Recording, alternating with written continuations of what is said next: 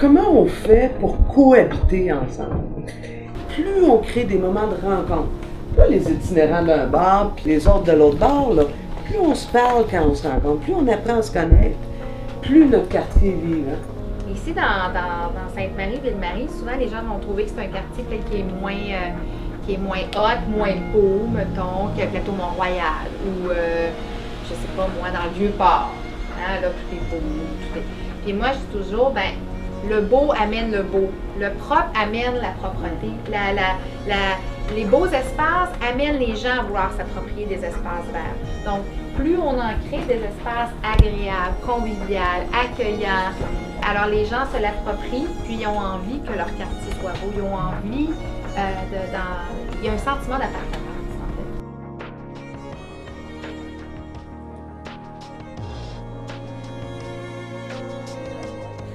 Ce qu'on a surtout, c'est beaucoup de monde qui disent oui, on a des défis, on a des problèmes, mais on se retrousse les manches et puis on fait quelque chose et puis on fait quelque chose souvent d'original, on innove. Ce que vous faites dans ce camp-là, quand vous décidez d'agir et puis de développer des idées, ça ressemble beaucoup à ce que beaucoup de gens dans la circonscription ont fait, c'est notre richesse collective à tout le monde ensemble.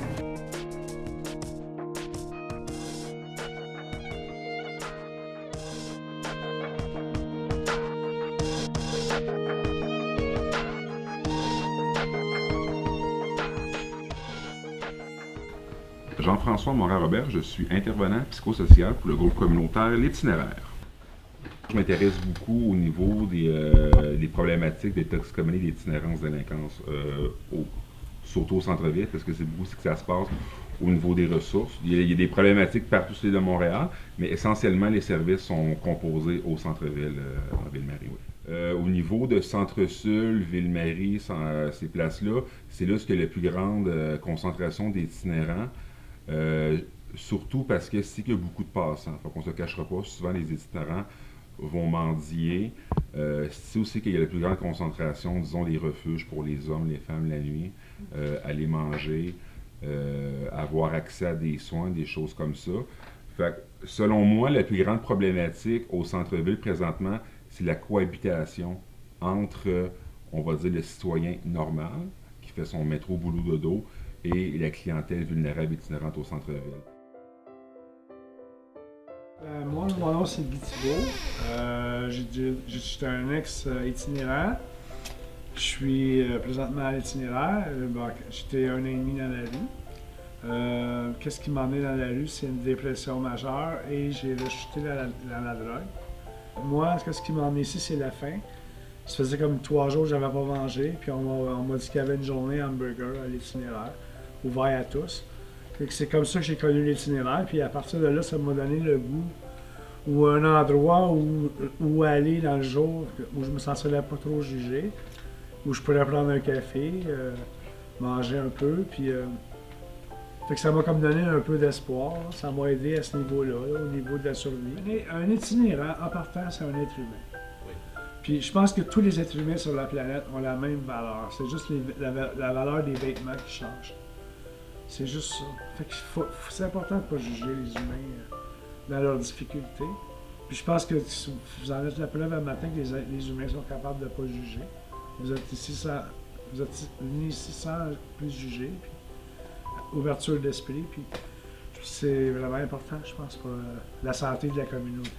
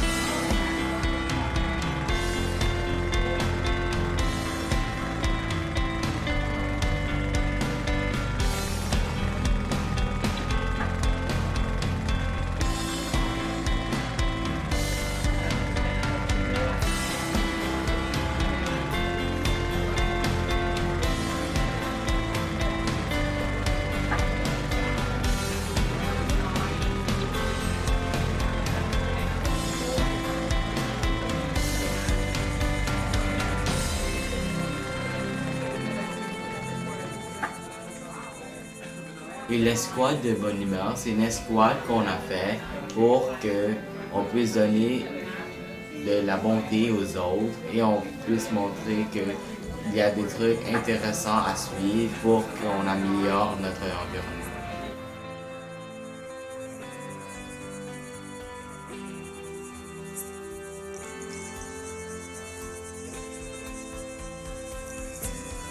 Avec un peu de joie, ça peut faire une grande différence, ça peut aider d'autres gens, même si on sait pas que ça peut aider.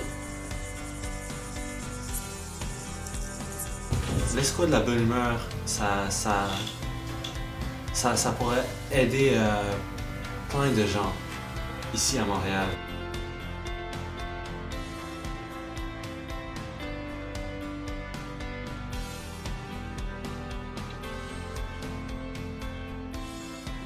Prenez la page des équations, la page 12. J'aimerais bien qu'avant la fin des vacances scolaires, quand même, vous sachiez faire 2y plus x égale 12, parce que bon...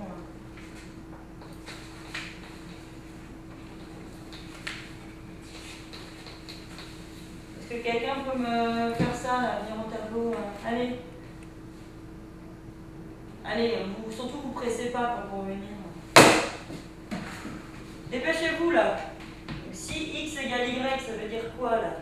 Tu veux quand même me faire ça là, ça fait 6 mois qu'on travaille là-dessus, c'est quand même compliqué. Oui, tu sais le faire toi?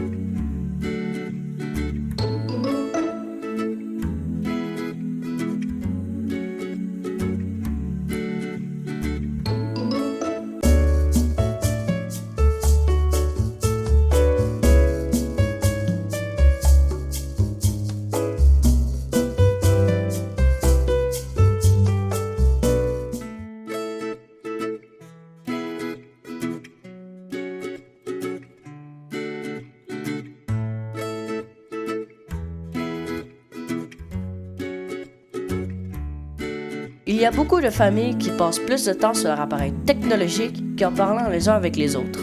Nous avons fait ce sketch pour sensibiliser les familles qui ont ce genre de problème et qui aimeraient aller vers de nouveaux horizons.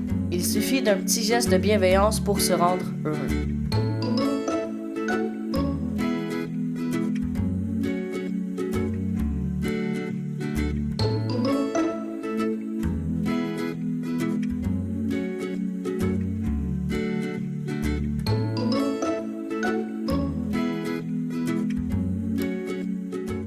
Vous comprenez que quand vous vous impliquez, quand vous faites quelque chose, quand quelqu'un vous voit dans une ruelle avec les gens de l'éco-centre en train de planter un arbre, vous n'êtes pas rien qu'en train de planter un arbre. Okay? Vous êtes en train de planter une graine dans l'esprit de bien des gens, puis même de bien des gens plus vieux que vous, de gens de votre âge et de gens plus vieux que vous, de dire on peut faire quelque chose, on peut changer les choses, puis on peut agir puis s'impliquer.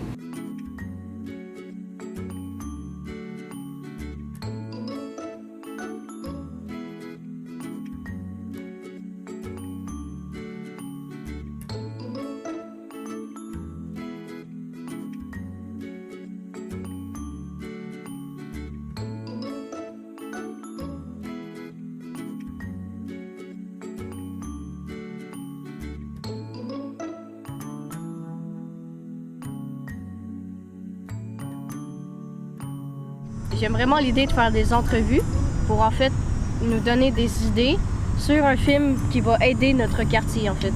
C'est dans ton quartier, c'est dans ta ville. Et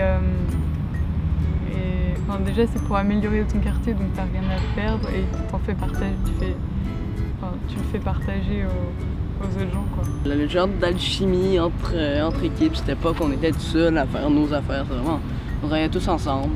On a aussi communiqué comme un groupe et non pas individuel.